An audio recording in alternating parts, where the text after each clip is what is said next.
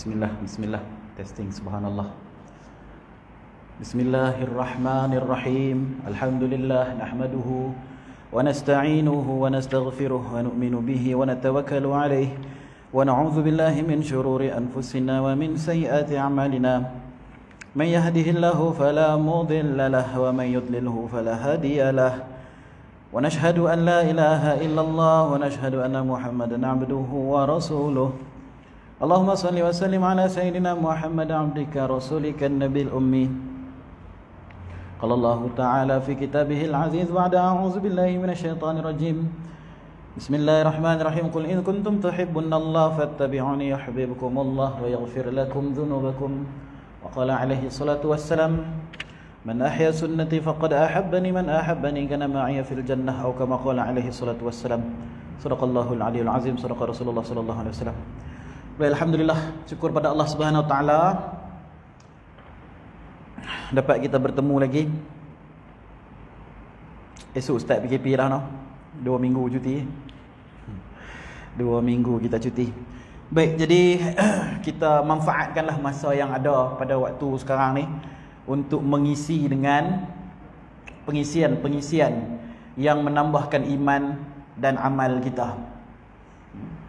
Ulama-ulama bagi tahu satu majlis yang ada ingat Allah, yang ada sebut Allah, sebut Rasul, cerita pasal akhirat, itu lebih baik daripada 1000 majlis-majlis yang lain yang tidak menyebut nama Allah, yang tidak menyebut Rasul, yang tidak berselawat atas Nabi sallallahu alaihi wasallam, dan tidak menggemarkan dan mengingatkan kita kepada akhirat.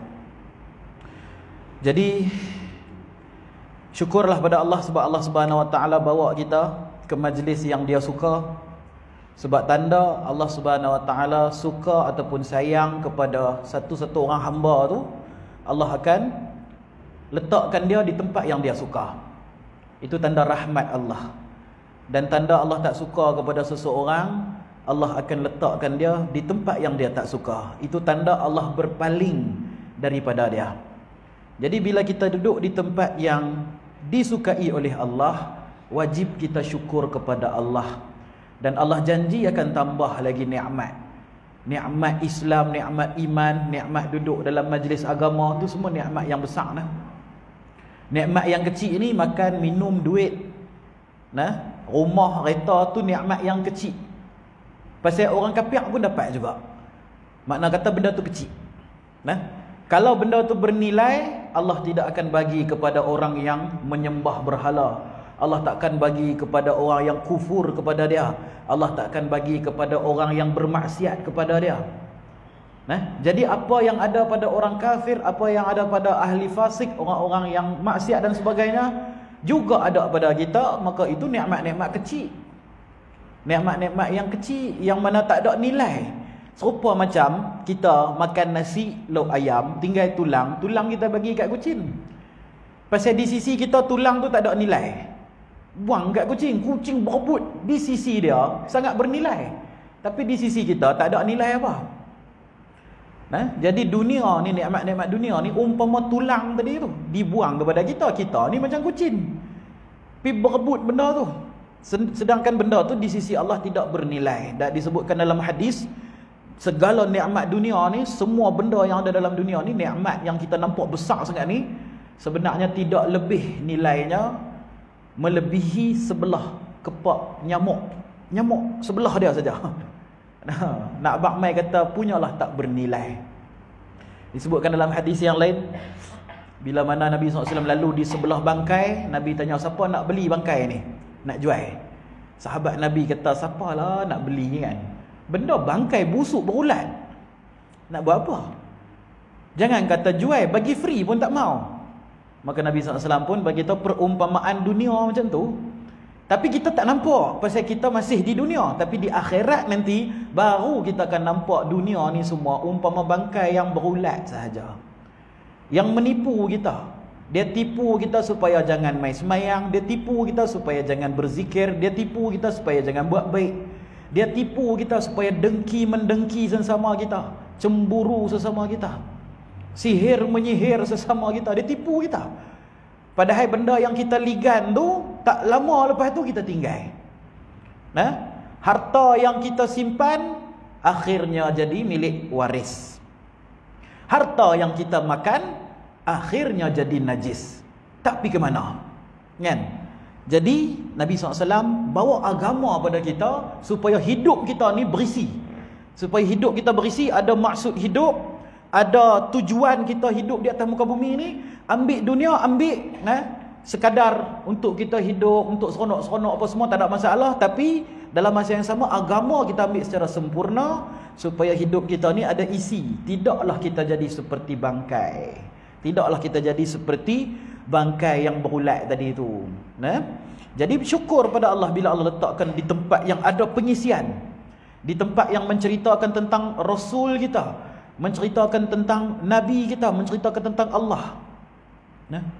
Di dalam sistem pendidikan sekular, moden, benda-benda pasal Allah Rasul tidak lagi dianggap ilmu.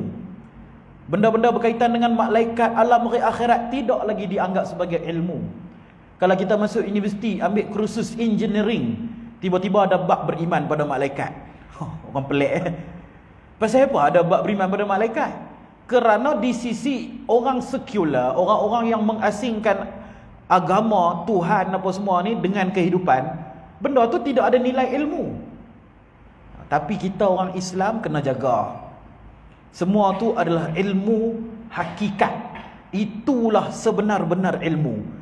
Ilmu akhirat, ilmu pasal malaikat, ilmu pasal Allah, Rasul, kitab. Rukun-rukun iman kita, itulah hakikat ilmu. Dibincangkan di pusat ilmu. Sekarang ni pusat ilmu mana? Universiti. Di pusat ilmu hanya dibincangkan dalam kuliah maghrib ataupun kursus agama saja. Dia ambil kos agama. Budak syariah, budak usuluddin, mereka saja bincangkan ilmu yang paling besar ni. Yang mana akan digunakan di tempat yang lebih besar. Kalau kita mengaji medik, kita mengaji engineering, kita mengaji mekanik, kita mengaji apa semua tu terhad di dunia saja. Masuk kubur habis. Masuk kubur habis, tak berguna dah semua ilmu-ilmu yang lain tu. Ilmu bina rumah, ilmu repair kereta, tak berguna dah bila masuk dalam kubur. Tapi ilmu agama berguna di dunia, masuk kubur lebih-lebih lagi berguna. Untuk menerangi kubur kita, untuk guide, pandu kita nak lalu dalam titian sirat dan sebagainya. Di alam barzakh tu kita nak duduk berpuluh-puluh ribu tahun di situ. Bila Allah kiamatkan dunia ni nanti, bukan terus akhirat, bukan terus akhirat mai balik apa bumi ni dibangkitkan semula, dak. Di antara waktu kiamat sampai sangkakala kedua dibunyikan untuk dibangkitkan manusia-manusia tu, ada gap time dia berpuluh-puluh ribu tahun. Allah Subhanahu Wa Taala akan berada dalam keadaan azali, dalam keadaan tunggal. Dalam hadis berkata Allah akan bertanya, mana raja-raja yang dulu bongkak di atas muka bumi? Mana hampa semua? Mana yang orang-orang kaya banyak sangat harta dulu tu, duk bangga tu? Mana lah ni, hampa semua di mana? Ketika Allah kiamatkan seluruh bumi ni, Allah tanya, siapa pun tak jawab, pasal siapa pun tak ada dah. Tinggal Allah saja. Allah sahaja yang baqa, yang berbaki, yang kekal. Itulah hakikat. Jadi kita ni masuk masjid, kita mau fikir akhirat lah. Pasal dekat luar sana fikir dunia ya 24 jam. Masuk dalam masjid, kita bawa fikiran kita kepada kampung sebenar kita. Untuk sedapkan diri kita bahawa kita sekarang dalam perjalanan menuju ke kampung sebenar. Serupa macam kita bawa kereta daripada Pulau Pinang nak pergi Kuala Lumpur, kita kena sedap kita dalam perjalanan. Kalau kita tak sedap, kita berhenti dekat R&R, kita pergi lena kat situ, duduk kat situ, cucuk tanam kat situ. Pasal apa duduk kat situ lama-lama? Ni saya nak duduk sini lama pasal sini sedap. Ada makan, minum, ada tempat cantik, R&R je pun. Tapi dia kena tipu dengan kecantikan R&R tu. Padahal itu bukan tujuan dia. Tapi dia duduk situ, pasang kemah, bina rumah apa semua kat situ, dia tertipu. Sikit jam lagi bah akan bergerak. Dia akan dipaksa naik bah tu untuk pergi ke tujuan asal dia. Kita pun tak lama lagi bah pakat nak main ambil kita ni. Ada bah besar nak main ambil kita. Akan ambil kita, roh kita dan jasad kita ditinggalkan dalam tanah. Suka tak suka, semua kena. Kaya tak kaya, ada jawatan tak ada jawatan, semua kena. Cuma waktu saja yang menentukan bila. Baik. Jadi di sini kita akan buka kitab Syama'il Muhammadiyah, iaitu kitab yang membicarakan tentang kepribadian Rasulullah sallallahu alaihi wasallam. Sebelum saya terlupa, mula-mula sekali kita betulkan dulu niat kita. Sebab bila kita tak niat tak dapat pahala. Niatkan dalam hati saja aku duduk dalam majlis ilmu ini kerana Allah Ta'ala. Minta pada Allah semua fadilat-fadilat, kelebihan-kelebihan menuntut ilmu, kelebihan mendengar ayat-ayat Al-Quran, kelebihan mendengar ayat-ayat daripada hadis Nabi, mempelajari ilmu-ilmu agama. Tu semua ada fadilat dia. Disebutkan dalam hadis, siapa yang keluar daripada rumah dia mai ke majlis-majlis ilmu dan dia berjaya mempelajari satu ayat saja daripada ilmu-ilmu agama, Allah bagi pahala kepada dia seolah-olah dia semayang sunat 100 rakaat. 50 kali semayang. Satu semayang 2 rakaat. 50 kali 100 rakaat. Tapi kalau dia mempelajari satu ayat daripada ilmu-ilmu agama, Allah bagi pahala kat dia 100 rakaat sembahyang sunat. Dengan syarat dia niat lah, kena niat. Tapi kalau dia mai tanpa niat, tak dapat apa-apa. Dan kalau dia berjaya habiskan satu bab, dalam hadis tu bagi tahu, satu bab pelajaran ilmu agama, Allah akan bagi 1000 rakaat sembahyang sunat pada dia. Seumur hidup kita paling banyak rakaat kita biasa buat 20 lah kot noh. Sembahyang tarawih. Kan? Tu pun mungkin 10 malam yang pertama saja. Masuk 10 malam kedua tu sibuk nak raya dah. Jadi tinggal 8, 10, 8, 10, 8 betul ya. Tak patut ujung-ujung tu tak pergi dah. Jadi 20 paling banyak kita bisa buat. Nak sampai 100 tak larat. Nak sampai 1000 lagi tak larat. Tapi dengan duduk dalam majlis ilmu, Allah Subhanahu Wa Taala dengan niat yang betul, Allah akan bagi pahala kepada dia seolah-olah dia sembahyang sunat 1000 rakaat. Yang kedua, jangan lupa niat iktikaf kita dalam masjid saja. Aku iktikaf dalam masjid ini sunat kerana Allah Taala. Baik. Kitab Syama'il Muhammadiyah disusun oleh Imam At-Tirmizi. Imam At-Tirmizi itu ialah satu orang imam yang masyhur di dalam ilmu hadis. Ada 6 imam hadis yang masyhur. Kalau imam fiqh ada 4 yang masyhur. Imam fiqh, fiqh ni apa? Fiqh ni yang menceritakan tentang ibadah kita. Sah, halal, haram, apa batai, apa semua yang berkaitan dengan ibadah kita. Semayang kita, puasa kita, zakat kita, berkenaan dengan ayat, berkenaan dengan haji, umrah, najis, ya, najis ada mughalazah, mutawassitah, mukhafafah. Itu semua ilmu fiqh dia panggil. Dia ada libat dengan sah dan batal, halal dan haram. Itu ilmu fiqh yang berkaitan dengan ibadah kita. Dan ada 4 imam yang masyhur, iaitu Imam Abu Hanifah mazhab Hanafi, Imam Malik mazhab Maliki, Imam Ahmad bin Hanbal mazhab Hanbali, dan Imam Muhammad bin Idris Asy-Syafi'i mazhab Syafi'i. Yang kita pegang di Malaysia secara majoriti mazhab Syafi'i. Itu dari sudut fiqh ibadah kita. Dari sudut hadis, kita jangan dengar pasal hadis ni untuk ulama, untuk ustaz-ustaz. Dia bukan untuk orang awam. Untuk orang awam, dia dipimpin oleh ulama-ulama untuk membacakan hadis yang dia dapat hadis daripada sebelum dia. Jadi tidak wajib bagi orang awam mempelajari hadis. Kalau dia belajar hadis, dapat pahala sunat bagi dia.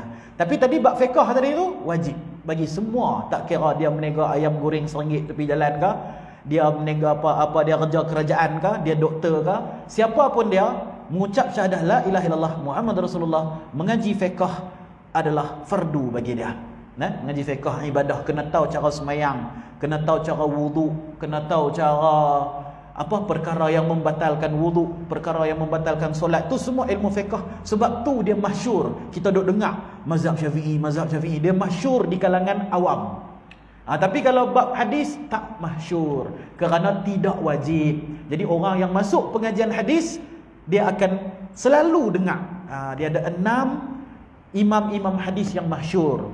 Yang pertama sekali, imam yang digelar sebagai Al-Bukhari.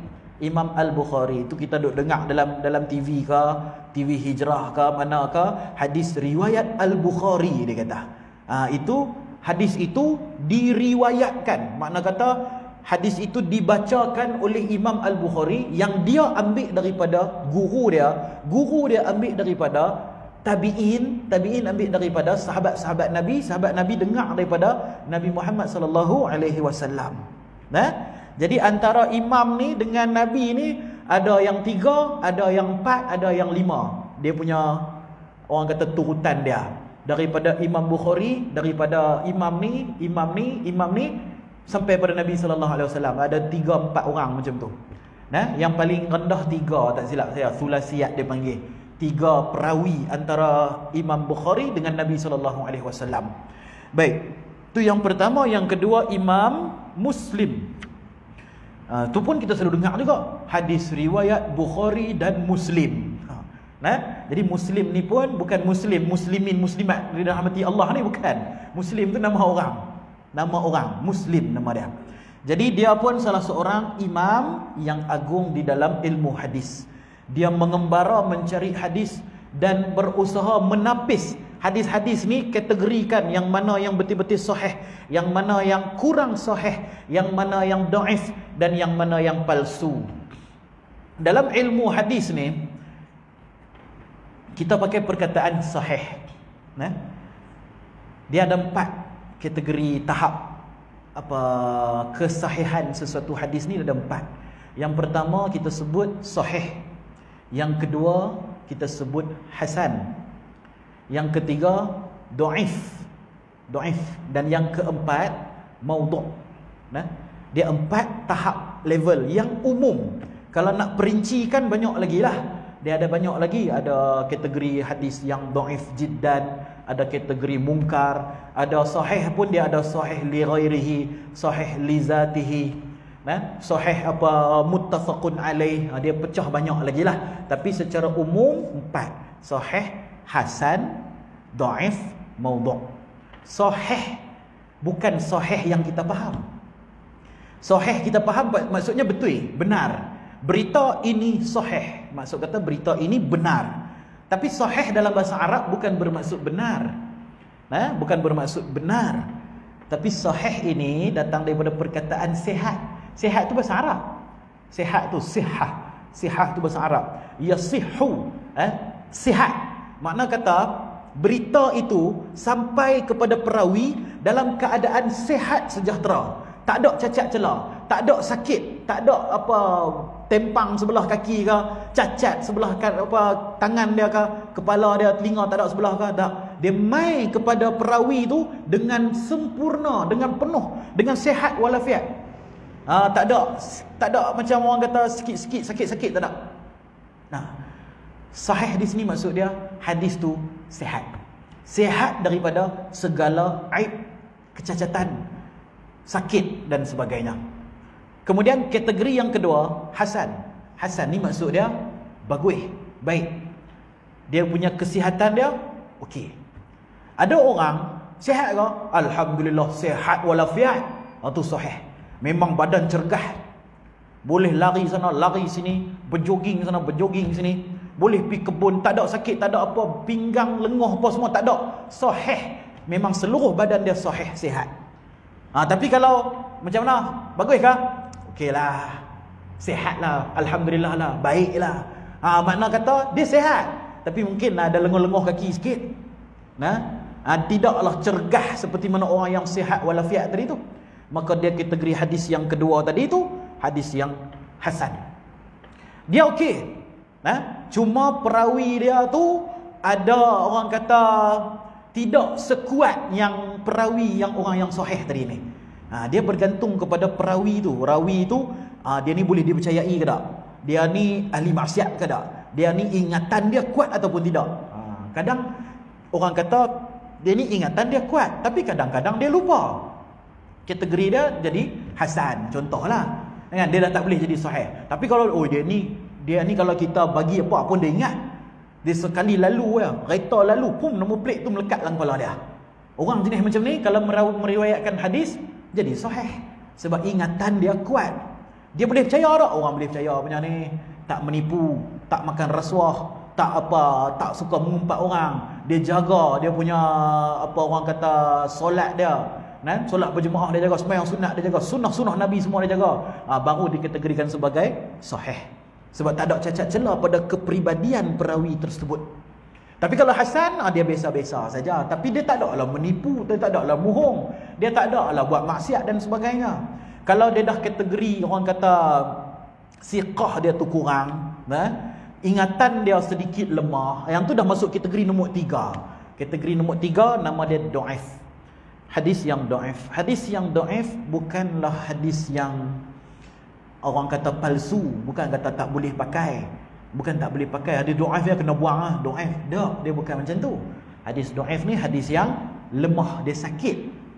Sakit bukan pada hadis. Hadis semua sahih, hadis semua okey. Hadis semua okey, semua daripada Nabi ini betul, sahih. Cuma masalah dia yang jadi kategori sahih, hasan, dhaif, sakit tak sakit ni, perawi tu yang dengar daripada Nabi dia sampaikan pada orang kedua, sampaikan pada orang ketiga, hak depa ni yang sakit. Depa ni yang boleh percaya tak boleh percaya. Depa ni yang ingatan kuat tak kuat. Kalau Nabi yang cakap itu memang sahih dah. Memang kita wajib semua hadis kita beriman, tak boleh ragu sikit pun. Tapi bila main dekat perawi ni, kita ragu pada perawi, bukan ragu pada hadis nah. Ragu pada hadis tak boleh. Ragu pada hadis tidak boleh. Ragu pada perawi boleh. Sebab kita tak tahu, dia dengar perkataan lain kot.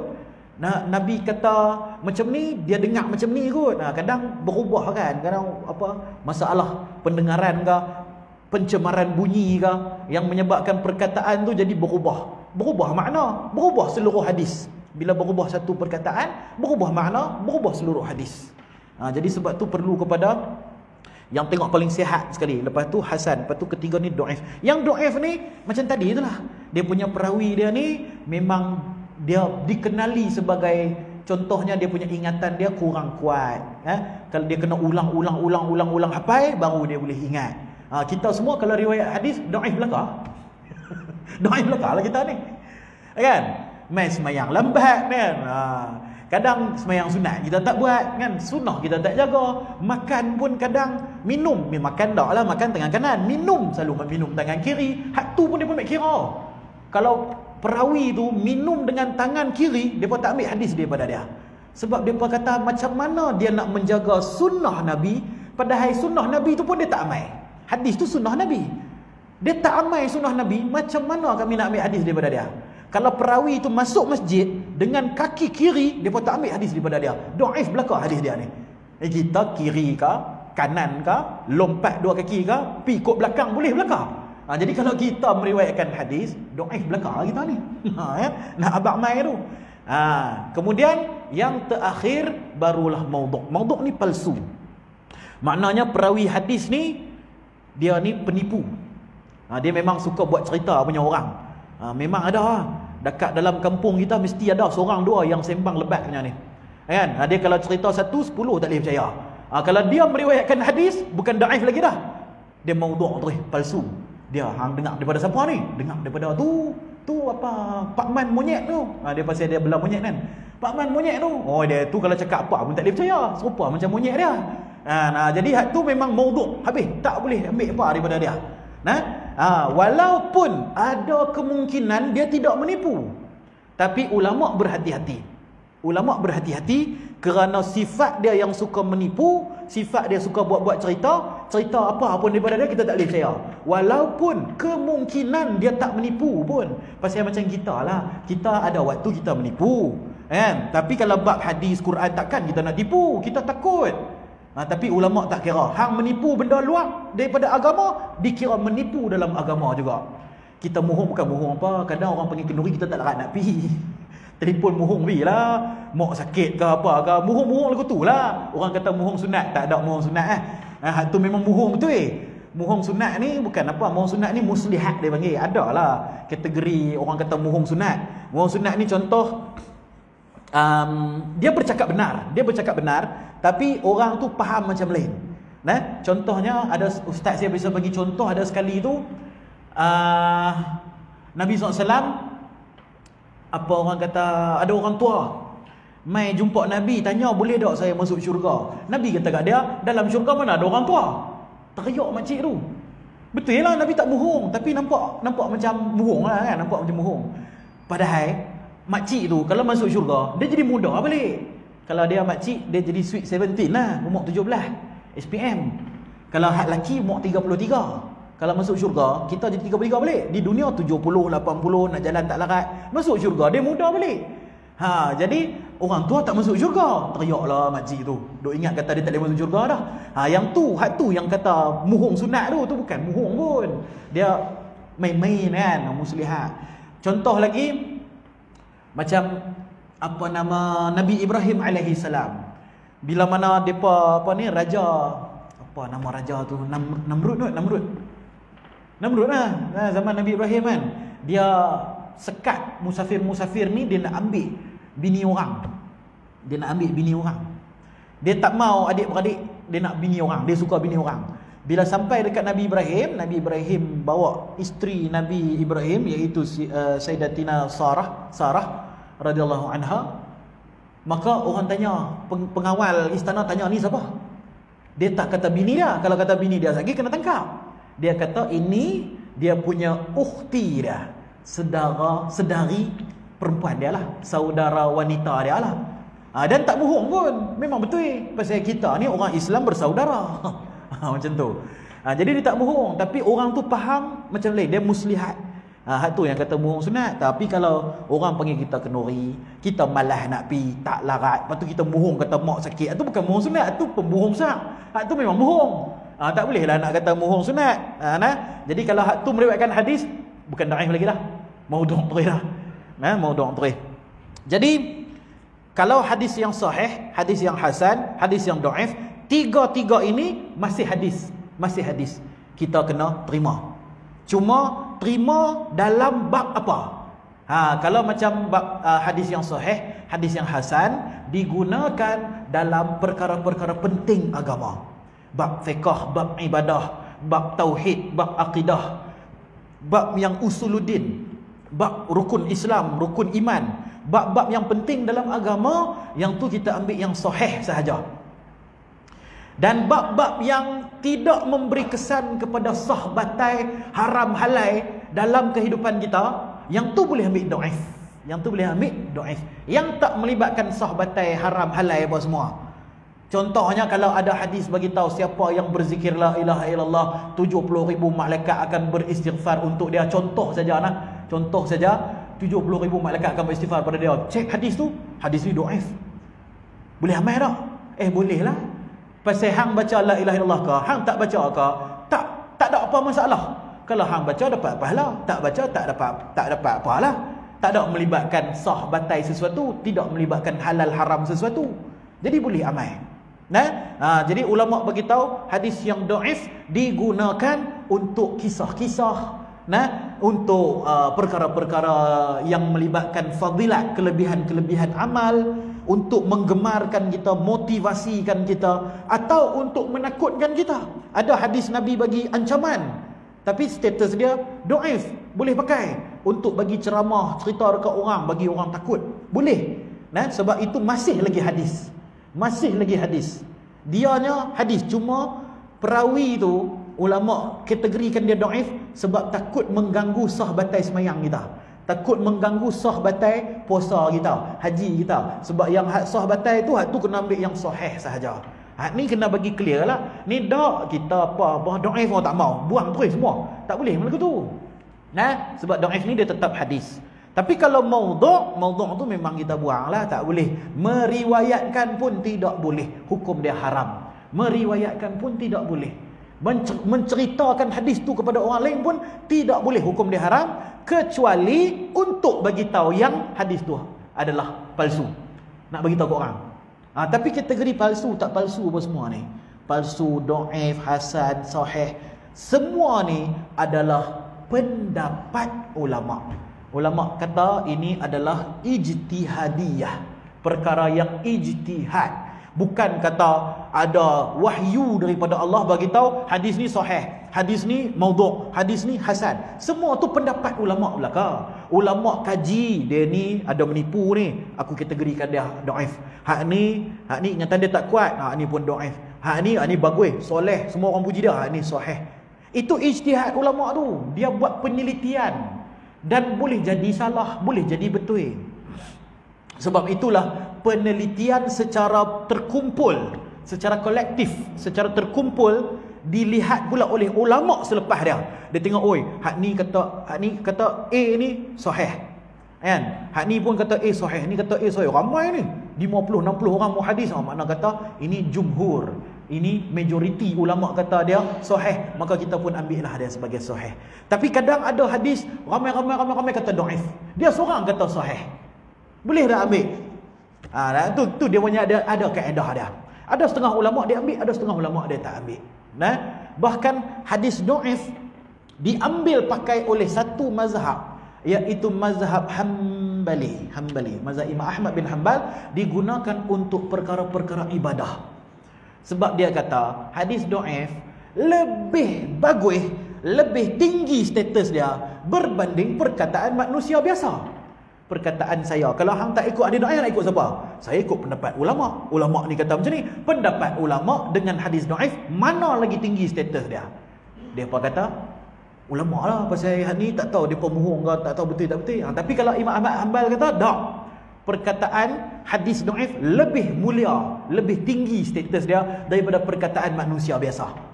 Daripada perkataan manusia biasa. Kerana orang yang kategorikan hadis tu sebagai dhaif, kadang-kadang sebab dia terlampau kecil, terlampau sikit sangat, kecil sangat. Ustaz saya pernah cerita lah masa saya mengaji dulu. Dia cerita pasal Imam Bukhari. Imam Bukhari ni dia mengembara mencari hadis di merata negara ni, memang beratus kilometer perjalanan mencari hadis, mencari tok-tok guru tua-tua yang ada hadis, riwayatkan pada saya. Dia pun ambil dan dia berjaya menjumpai 1 juta, tak silap saya, 1 juta hadis. Kemudian dia tapih, akhirnya lebih kurang 6,000 saja yang dia sahihkan. Selebihnya dia bukan buang, dia masukkan dalam kitab lain. Makna kata hadis tu tetap hadis, cuma yang betul-betul saja orang kata dia nampak peribadian tu, kepribadian ustaz-ustaz dia yang meriwayatkan hadis ni memang betul-betul bagus, memang jaga dia punya siqah, jaga soleh dia, jaga sunnah dia, hak tu saja dia kategorikan sebagai sahih dalam kitab dia Sahih Al-Bukhari tu. Ustaz saya kata, nak abang kata punyalah strict ni, dia punya tegah dalam penelitian sahih tak sahih ni. Ustaz saya cerita ada dia pergi berguru hadis dengan satu orang tok guru, ulama hadis besar, ulama hadis ni. Dia pergi berguru dengan tok guru tu, duduk terus dengan tok guru tu. Dia minta izin untuk duduk terus kat situ. Lebih kurang macam pergi duduk di pondok lah. Duduk di pondok sekali dengan tok guru. Dan pada satu hari tu ustaz saya cerita, saya tak jumpa lagi dalam kitab kisah ni, tapi ustaz saya cerita masa mengajar hadis. Saya tak tanya dia sumber mana cerita dia ambil. Tapi ni ustaz saya cerita, saya menyandarkan kisah ni kepada ustaz saya lah. Saya pun tak tahu daripada kitab mana. Dia kata ada sekali tu tok guru Imam Bukhari ni dia keluar dan bawa satu bekas makanan. Dalam bekas makanan, dia bawa bekas makanan yang kosong. Dia keluar pergi dekat dia punya ladang dia cari kuda dia mana. Tengok kuda dia ada di hujung sana, jauh. Dia pun malah nak pergi ambil, malah nak pergi jauh-jauh. Dia buat macam mana? Dia ambil batu kecil-kecil, buh dalam bekas makanan dia. Buh dalam bekas makanan kuda tu, dia goncang supaya berbunyi dan kuda tu mai. Dan benda tu disaksikan oleh Imam Al-Bukhari. Dan Imam Al-Bukhari mendaifkan semua hadis dia. Pasal menipu kuda. Bukan tipu manusia, menipu kuda. Dia ingat sebab kuda tu ingat ada makanan dalam tu. Rupa-rupanya batu, goncang. Nak abang mai punyalah tegas dalam bab ni. Jadi banyak hadis-hadis yang 1 juta yang Imam Bukhari jumpa tu kemungkinan sahih. Tapi kerana kecil-kecil punya hal macam tu, dia terlampau teliti. Sebab nak jaga agama bukan salah dia. Nak jaga agama, terlampau teliti, maka 6,000 saja yang sahih. Yang selebihnya semua ada yang hasan, ada yang dhaif. Sebab tu Imam Ahmad bin Hanbal dia menerima hadis yang dhaif. Kecuali hadis yang terlampau dhaif dia tak terima lah.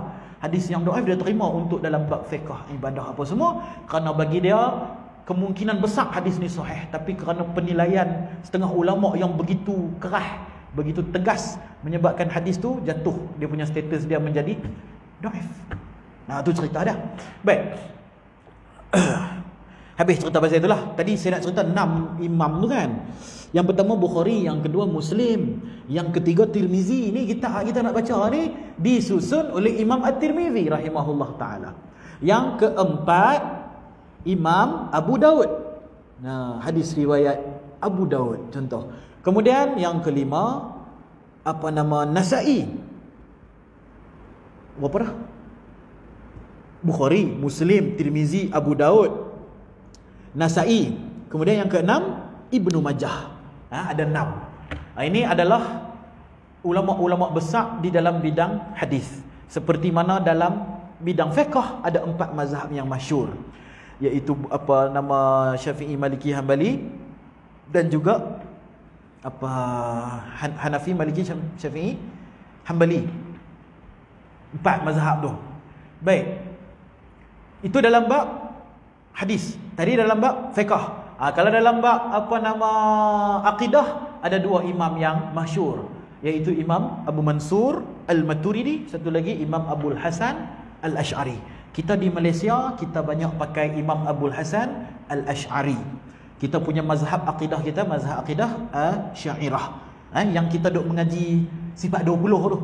Yang Raihan duk menyanyi Allah wujud qidam baqa mukhalafatuhu lil hawadithi. Yang mereka duk menyanyi sifat 20 tu, itu akidah Asy'ariyah. Dia menyusun kaedah tauhid untuk diajarkan kepada kita semua, untuk kita mudah faham berkenaan dengan Allah Subhanahu Wa Taala.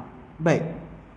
Jadi ada 6 imam yang agung di dalam hadis. Ada banyak lagi imam-imam hadis yang lain, tapi 6 tadi tu paling special lah, paling tinggi status dia. Ada banyak lagi, ada Imam Ibnu Hajar, ada Imam Baihaqi, ada Imam Qurtubi, ada Tabrani, ada hadis riwayat Tabrani, hadis riwayat Hakim, hadis riwayat Darimi, kan? Ada banyak lagi ni, hadis riwayat Ibnu Hibban. Tu semua ulama-ulama hadis, tapi yang paling masyhur 6 tadi itulah. Bukan bermakna hadis-hadis yang lain tu semua dhaif ke apa dah. Tapi kebanyakan hadis-hadis yang diriwayatkan oleh imam-imam yang tak terkenal tadi juga sudah ada di dalam 6 kitab yang diriwayatkan oleh 6 imam hadis tadi tu. Kebanyakannya dah ada. Kebanyakan dah ada. Imam Ahmad pun termasuk perawi hadis yang terkenal juga. Jadi selalu kita nampak hadis riwayat Ahmad. Hadis riwayat Ahmad, kan? Imam Malik pun sama, hadis yang diriwayatkan oleh kitab Muwatta oleh Imam Malik bin Anas, pun antara ulama-ulama yang masyhur jugalah. Tapi yang 6 ni yang paling masyhur. Baik.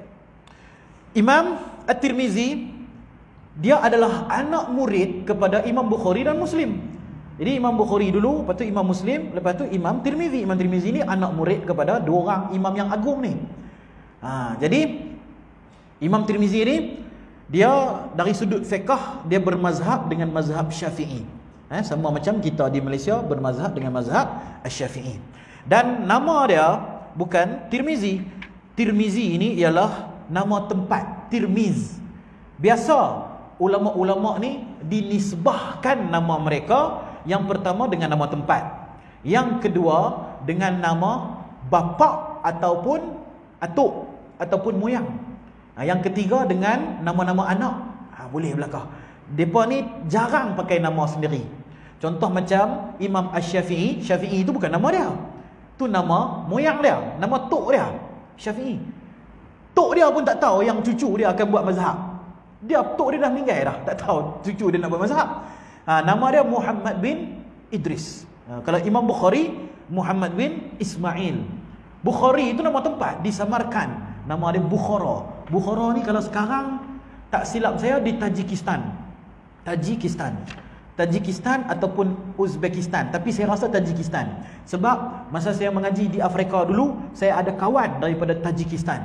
Dia kata Bukhara tu di tempat dia. Jadi saya ingat Tajikistan, dia kata. Dia punya negara dia. Jadi Bukhara. Jadi bila dia imam di situ, orang panggil Imam Al-Bukhari.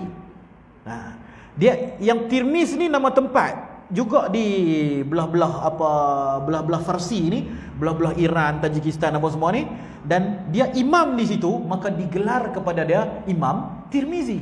Imam di Bandar Tirmiz. Imam Bukhari imam di Bandar Bukhara. Macam Imam Nawawi, Imam Nawawi bukan nama dia. Nawa tu nama tempat di Syria. Satu bandar nama dia Nawa. Sampai ke hari ini masih ada bandar Nawa. Kalau kita tekan di Google Map, keluar nama bandar Nawa dekat Syria. Di tengah-tengah bandar Nawa tu ada maqam Imam An-Nawawi. Jadi nama dia bukan Nawawi. Nama dia Abu apa tau? Abu Zakaria Muhyiddin apa nama dia? Saya pun tak ingat dah. Tapi gelaran kepada dia ialah An-Nawawi sebab dia imam di Nawa. Jadi kalau kita imam di Pulau Pinang, jadilah Imam Filfilani. Filfilani itu nama Arab kepada Pulau Pinang. Filfil tu maksud dia cabai. Filfil maksud dia cabai. Menurut riwayat tok-tok guru pondok, kenapa orang Arab panggil Pulau Pinang Filfilani? Sebab dulu pedagang Arab bila dia mai ke Pulau Pinang, orang di Pulau Pinang banyak makan cabai. Jumpa banyak cabai, dia duk tanam cabai, cili. Pasal Arab tak makan pedas. Sampailah Arab tak makan pedas. Kalau kita buat sambal kat mereka, pedas sikit ya, dia merah muka dia. Dia pun tak makan pedas. Tu nasi Arab tak pedas langsung. Kalau nasi Arab pedas tu, makna kata tukang masak dia Melayu lah. Pasal dia jenis lidah makan pedas. Jadi fil maksud dia lada, maksud dia hitam. Apa hitam pula? Lada hitam. Lada ataupun apa cabai. Sampai ke hari ini lada dalam bahasa Arab ialah fil. Jadi banyak jumpa cabai, maka digelar sebagai Filfilani. Macam tu.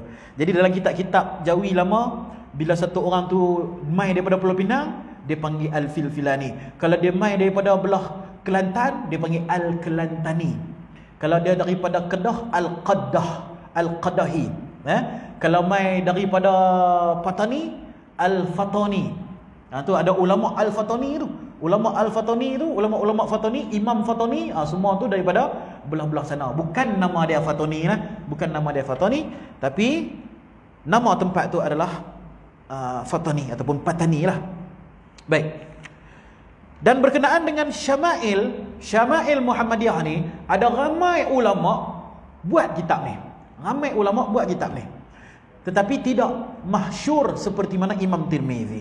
Sebab Imam Tirmizi ni dia imam yang besar lah, nama dia.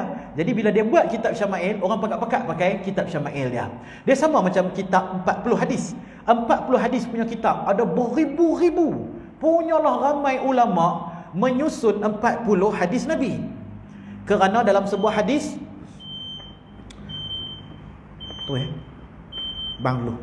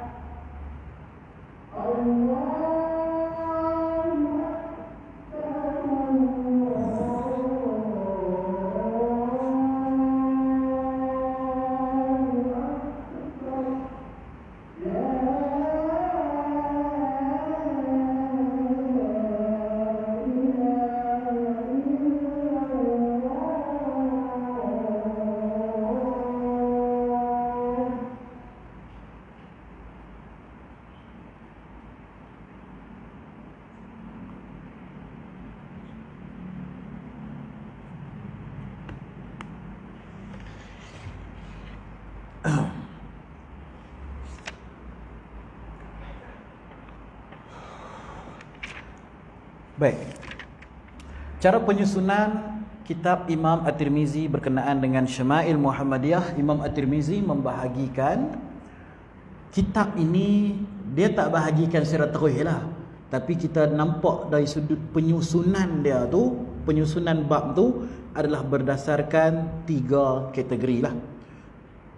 Yang pertama sekali, dia pecahkan sunnah Nabi ni kepada 3. Seperti yang guru-guru kami bagi tahu, yang pertama sunnah yang surah. Surah ni bahasa Arab sebut surah ni gambar. Kalau nak suruh Arab ambil gambar kita cakap ada hal mungkin taswir, surah. Surah tu maksud dia gambar.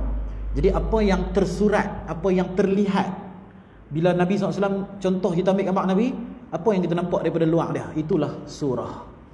Sunnah yang luaran, Nabi punya kepiah, janggut, wajah, rambut, baju, kain pelekat, selipar, semua tu kategori sunnah yang surah.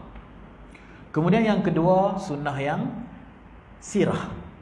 Sirah ni biasa kita dengar lah bila time maulid Nabi ya, segi adalah pembacaan sirah Nabi. Yang kita faham sirah ni sejarah hidup. Betul dah lah, salah satu makna sirah ni sejarah hidup.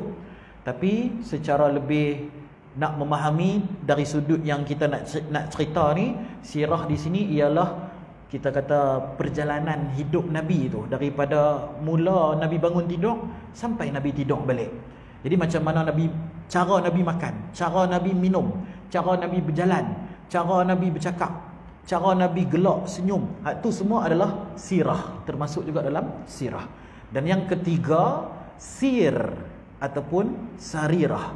Sarirah ni ialah daripada perkataan sir, maksud dia rahsia, iaitulah sejenis satu kumpulan sunnah Nabi yang rahsia. Apa makna rahsia? Dia tak nampak depan mata macam surah. Kalau depan mata kita nampak, pakai serban ikut sunnah Nabi ni, nampak. Pakai jubah ikut sunnah Nabi, simpan janggut ikut sunnah Nabi, nampak surah. Tapi kalau sir, sarirah, dia tak nampak, tapi dia ada. Iaitulah amalan Nabi yang orang tak nampak di dalaman Nabi SAW. Contohnya, bersangka baik dengan orang. Itu adalah sunnah Nabi. Nah, gembira melihat kebaikan, itu sunnah Nabi. Sedih melihat kemaksiatan, sunnah Nabi. Kalau kita pun sedih juga, dapat pahala sunnah. Kalau kita sangka baik dengan orang, dapat pahala sunnah. Kalau kita ni zuhud, dalam hati kita zuhud, tak tamak kepada dunia, dapat sunnah Nabi. Jadi ramai orang mengamalkan sunnah yang surah, tetapi meninggalkan sunnah yang sir tadi itu. Sebab itulah walaupun serban dia besar bakui sekalipun, tapi kalau dia tak amal sunnah yang sir, sunnah yang dalam, tetap berhati serigala. Dalam hadis Nabi beritahu di akhir zaman nanti akan muncul orang-orang yang berpakaian kapas, berpakaian kasak, supaya kelihatan soleh, kelihatan baik, kelihatan sunnah, menjaga sunnah, nampak macam zuhud je dia. Tetapi Nabi SAW beritahu hati dia umpama serigala, duk tunggu ya, mana kambing nak tak ada orang, dia nak terakam. Pasal dalam hati dia penuh dengan cinta kepada dunia, tamakkan dunia, cemburu, hasad. Kadang sama-sama ni, sama-sama sunnah ni, sama-sama tapi berkelahi sama mereka. Berkelahi apa, cemburu, hasad, dengki. Dengki, hang ni lagi famous daripada aku. Weh, hang dapat jawatan ni noh, aku dapat jawatan ni je. Hang dapat imam satu, aku dapat imam dua. Dia sakit hati dengan imam nombor satu. Saya bagi contoh imam ke apa? Pasal sunnah luar tu ada, tapi sunnah dalam tu tak ada. Lepas tu kita kena Imam Tirmizi tu ajak sunnah yang dalam tadi tu. Yang akhlak Nabi SAW dan kebersihan hati Nabi SAW, semua tu ada sunnah yang sir. Jadi Imam Tirmizi bila kita tengok dia punya cara penyusunan bab, dia merangkumi 3 kategori itu. Contohnya yang pertama, bab kejadian Rasulullah, khatamun nubuah, timbul di belakang Nabi ini, rambut Nabi, sikat, uban, inai, celak, pakaian, kasut, selipar, cincin, pedang, hak tu semua surah luaran Nabi. Fizikal boleh nampak, bila boleh nampak lah, boleh nampak cincin, boleh nampak pedang, boleh nampak topi, apa orang kata topi besi tu. Kemudian bila pi ke muka surat sebelah sini, bab yang ke-19 ke bawah ni, mengenai cara Rasulullah berjalan, mengenai cara Rasulullah duduk, cara Rasulullah bersandar, cara Rasulullah jalan berpapah, cara Rasulullah makan. Ni semua sirah. Dia bukan lagi kategori benda yang ada pada badan Nabi SAW, tapi pengamalan kehidupan harian Nabi. Cara Nabi masuk masjid macam mana, keluar masjid macam mana, masuk belayak macam mana, keluar belayak macam mana, makan macam mana, kan? Ambil yang dekat dulu dengan tangan kanan, jangan dengan tangan kiri, minum dengan tangan kanan, jangan bercakap, banyakkan berzikir, kan? Ketika makan dan sebagainya. Itu semua adalah sirah, sunnah yang sirah. Kemudian masuk ke belakang-belakang sikit, Nabi punya kegembiraan, gurauan, Nabi punya ibadah, dia masuk ibadah, lepas tu tangisan, kesedihan Nabi, sifat tawaduk Nabi, akhlak, sifat malu, tu semua sir. Itu semua adalah sifat yang sir yang ada dalam diri Nabi SAW.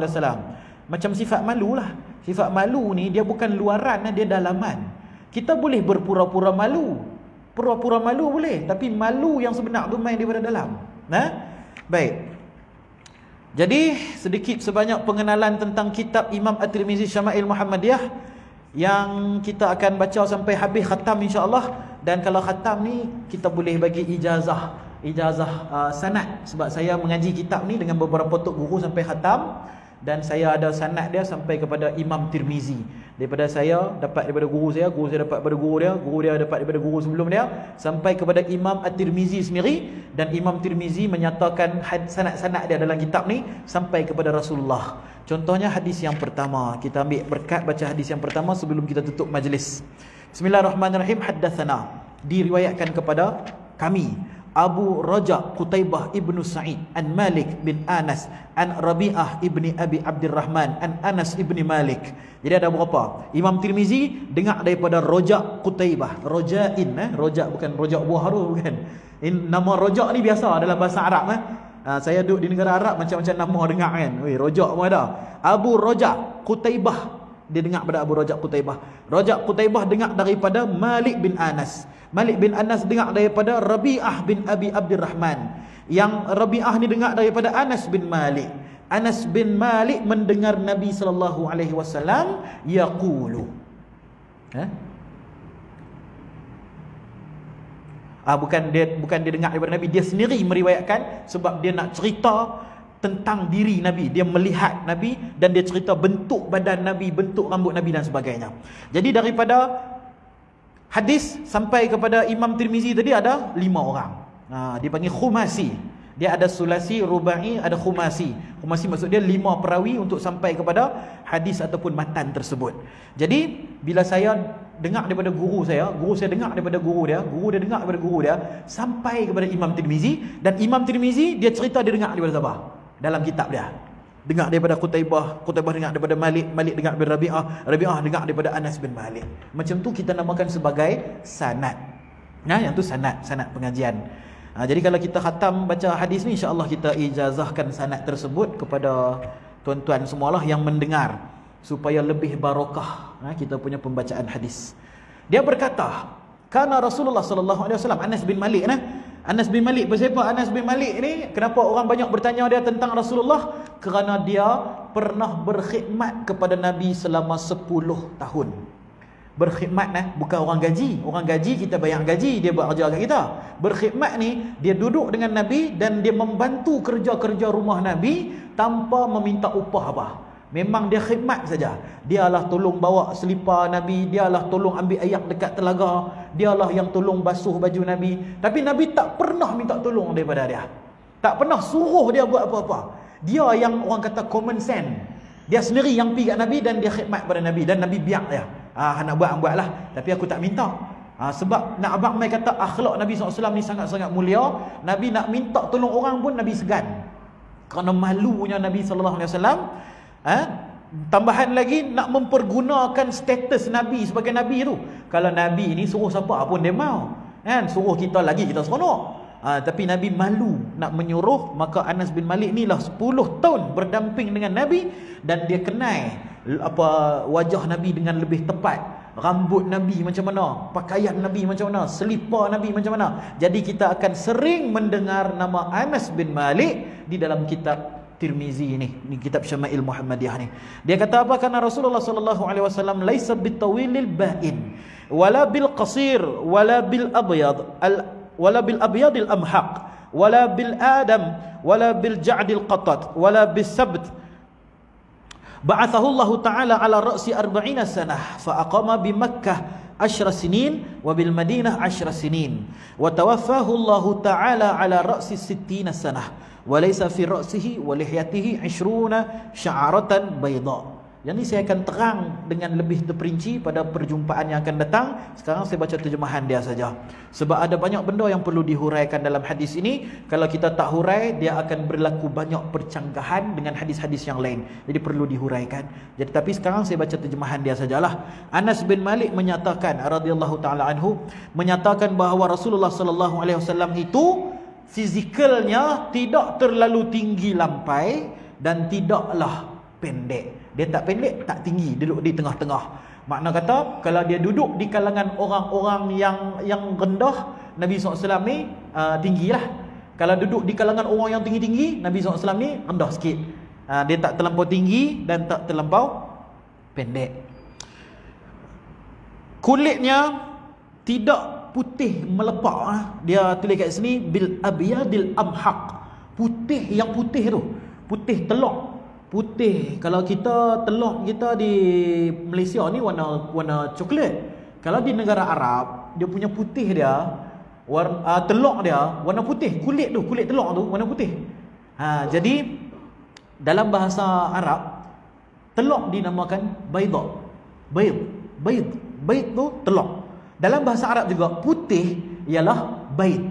Putih tu bayd, putih tu juga telur. Abyad tu putih. Dan juga telur juga dinamakan sebagai bayd. Sebab apa? Sebab daripada zaman dulu sampai sekarang, ayam yang mengeluarkan telur tu mesti warna putih telur dia. Cuma kita bakar lain. Kita di Malaysia bakar ayam kita lain. Dia keluar telur warna coklat. Tak sama lah. Jadi saya duduk di negara Arab 4 tahun di sana, memang setiap kali beli telur memang warna putih. Jadi sampai jadi sinonim dengan orang Arab. Kalau putih aja telur, Jadi dia tulis kat sini wala bil abyadil amhaq. Tidaklah Nabi ni putih sangat macam telur punya kulit tu. Makna kata cerah, kulitnya cerah, tapi tidaklah putih sampai putih-putih yang putih dinding ni, taklah. Dia putih kemerah-merahan, tidak terlampau putih pucat. Baik. Tidak putih dan tidak pula hitam. Rambutnya tidak kerinting, tidak terlampau kerinting lah, pusing-pusing-pusing tu. Tidak pula terlalu lurus macam orang Jepun ke, orang Korea ke, rambut lurus ya, pakai rebonding kan, lurus ya. Kita pun nak bagi lurus juga, kita pakai macam-macam produk nak bagi lurus. Jadi Nabi SAW ni tidak pusing-pusing sangat dan tidak lurus. Nabi punya rambut ni beralun, panjang beralun, beralun macam tu. Kemudian Allah Subhanahu Wa Taala mengutuskan baginda Rasulullah sallallahu alaihi wasallam menjadi rasul ketika umurnya 40 tahun. Baginda sallallahu alaihi wasallam tinggal di Mekah selama 10 tahun dan tinggal di Madinah selama 20 tahun. Allah Subhanahu Wa Taala mewafatkan baginda pada umur 60 tahun dan tiada uban di atas kepala dan janggutnya melebihi 20 helai. Pasal hadis ni saya kena hurai, tapi kita dah tak ada masa dah sekarang ni, dah habis dah waktu. Saya akan hurai pada kelas yang akan datang. Sebab dalam ni dia kata umur Nabi 60 saja nah.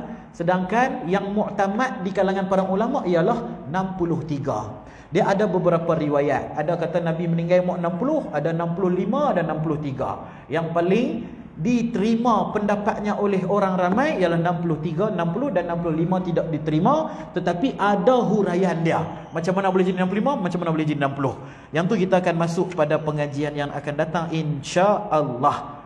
Kalau tak ada PKP, tak disambung selepas 2 minggu kan boleh ingat dia kata 2 minggu. Sekejap lagi hari yang terakhir tu disambung lagi 2 minggu. Jadi kita pun tak tahu. Mudah-mudahan Allah Subhanahu Wa Taala segera mengangkat musibah yang datang ke seluruh dunia ni dan boleh kita kembali kepada pengajian kita seperti asal. Jadi kita tangguhlah majlis kita dengan tasbih, kafarah dan surah wal 'asr. Subhanallah bihamdi, subhanakallahumma wa bihamdika, asyhadu an la ilaha illa anta, astaghfiruka wa atubu ilaik. Bismillahirrahmanirrahim. Wal 'asr innal insana lafi khusr illa alladhina amanu wa 'amilus solihati wa tawassaw bil haqqi wa tawassaw bis sabr. Alhamdulillahirabbil alamin. Assalamualaikum warahmatullahi taala wabarakatuh.